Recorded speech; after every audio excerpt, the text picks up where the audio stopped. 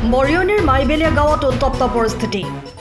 বেদান্ত তৈলখাদৰ মূল গেটত তলা লগালে স্থানীয় ৰাইজে।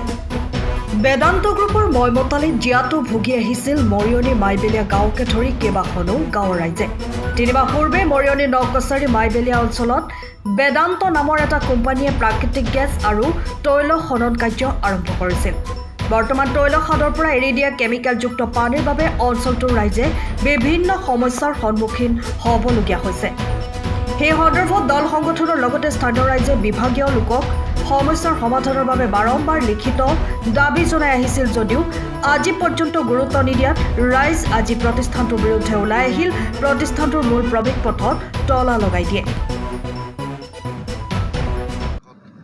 আমি মানে কি হ'ল, এই বেদান্ত কোম্পানী নামৰ যিটো কোম্পানী আমাৰ ইয়াত তৈলখাদটো বহাইছে, এই তৈলখাদটোৰ জৰিয়তে আমাৰ যিমানখিনি অপকাৰ হ'ব পাৰে, ৰাইজৰ যিমানখিনি সমস্যা হ'ব পাৰে, সেই সমস্যাবিলাকৰ ওপৰত আমি তেখেতসকলক নিবেদন কৰিছিলোঁ।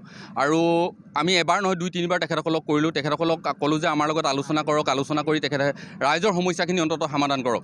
সেই সমস্যাখিনি তেখেতসকলে অকণমান কাণসাৰ নিদিয়াৰ কাৰণে আমি আজি বীৰ লাচিত সেনা অসম আৰু স্থানীয় ৰাইজৰ লগত আমি আহি এই বেদান্ত কোম্পানীৰ যি তৈলখাদ, সেই তৈলখাদত আমি তলা ওলমাই দিছোঁ। আৰু যেতিয়ালৈকে তেখেতসকলে ৰাইজৰ লগত আলোচনা নকৰি আমাৰ লগত আলোচনা নকৰে, তেতিয়ালৈকে কিন্তু আমি এইটো খুলি নিদিওঁ। আৰু ৰাইজৰ সমস্যাখিনি তেখেতসকলে সমাধান কৰিবই লাগিব। যদি নকৰে, তেতিয়াহ'লে তেখেতসকলে কোনোদিন ইয়াত যে কাম কৰিব পাৰিম বুলি ভাবিব নোৱাৰে। মানে বাইদেউ আপুনি আহকচোন।